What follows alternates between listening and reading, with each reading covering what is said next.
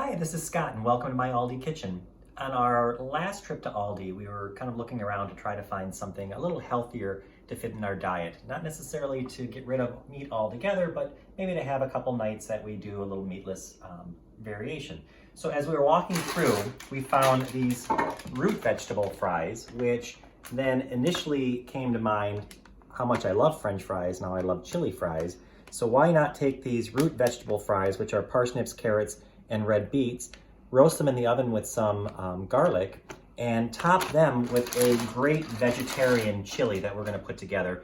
We're gonna use 3 types of different beans. We're gonna use some kidney beans, some pinto beans, and some black beans, and then we'll use flavors of a traditional chili.